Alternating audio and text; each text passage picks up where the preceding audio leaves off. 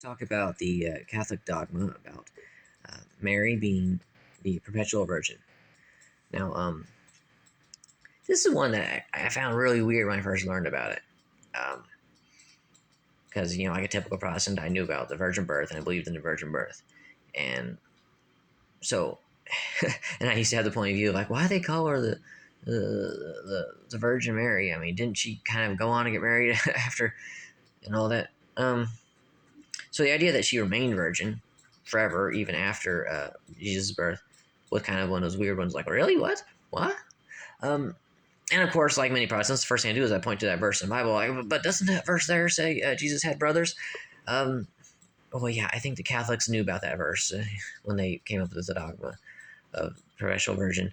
And it turns out, if you actually study your Greek or Hebrew, whatever, the word in the Bible actually used to translate, that's translated in English as brother, is a more generic, familiar family term.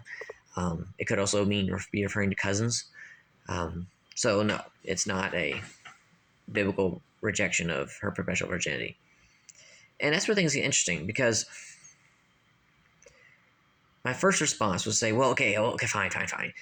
If the Bible technically doesn't say he has brothers, it's not proof that he had brothers, but it's still not proof that she was a virgin, right? Well, the Catholics, of course, can turn around and say, well, you don't have proof that she wasn't. And then, so it's like, why is this something that bothers us? The idea, I know there's a culture shock, right? If you're grew up a Protestant, you never heard of this theology, and you're just used to, well, Protestants don't believe it. What's so stuff? We don't believe in that Catholic stuff. And then you hear about the perpetual virginity, your reaction is going to be like, oh, what? No, let's stop.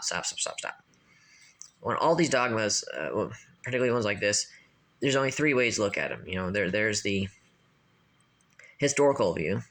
Can we have any historical evidence of it? There's the theological view, and then there's just the idea of the dogma itself. Why is the church trying to wield its authority to demand you believe in this? So historically,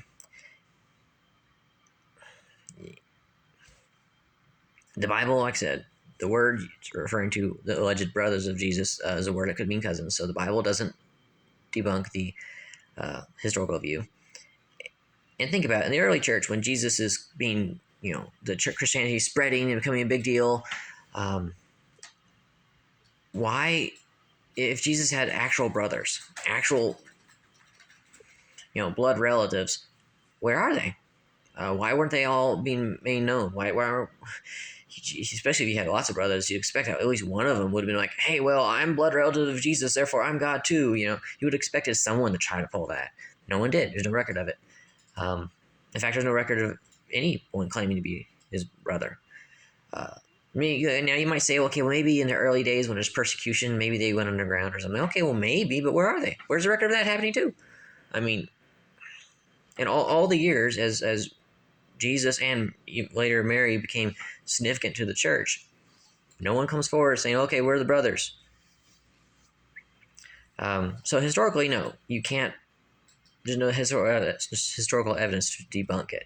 And unfortunately, there was no ancient gynecologist back in the day to, there's no ancient medical record saying, oh, look, we've checked her and she's a virgin, There's none of that. So outside of actual proof of brothers or other children or sisters or other children of Mary, there's no historical evidence on this.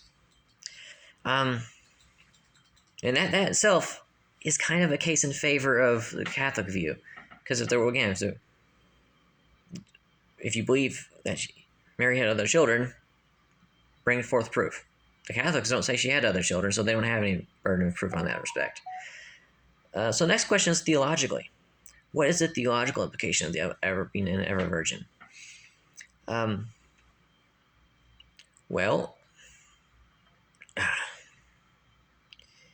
if she wasn't a virgin, if she went on to just, be with her husband, Joseph, like the Protestants say she did, what does that say? Well, it says some strange things about God, actually. It theologically implies that the same God who said it was a mortal sin to commit adultery. The same God who wrote the law of Moses, who said that, remember, adultery wasn't just married women. It was even people who were promised to be married. If you were promised to be married and you hooked up with someone else, uh, it was death. The penalty was death. Mary was already promised to Joseph, and then she gets pregnant. Well, by the Spirit, though, it wasn't a real actual adultery. It was by the Spirit. Okay, but you're saying that God, the same God who wrote that law, impregnated a woman, used her to have a child, and then kind of said, "Here you go, Joseph. I'm done with her. Have her." Um, that's just kind of that just kind of creates this odd, God basically God just used her as a vessel into the world and moved on. And then it also implies that what being the mother of God had no significance to Mary. She didn't really want to be, mother of Jesus. Jesus was just this odd, unexpected stepchild they had to deal with, that God just suddenly came up. So here, take care of this kid for me for a while. And it had no effect on her. She just went on to live her normal life. The Catholic view says that, well, actually, it goes multiple directions, actually, because first it says that it changed her. Being mother of God was kind of a big deal to her, and she went on to basically to live like a nun. It also implies kind of how nuns, they'll say they kind of like they're married to Jesus, or they're married to the church or God or whatever. The spousal role in their life is not being filled by humans, being filled by God. That's what people say when they become a nun. So Mary kind of being the first to do that officially kind of makes sense, Maybe being the mother of God was kind of a big deal to her. Maybe raising the son of the Savior of the world was going to kind of change her perspective in life. But see, that's the process I went through when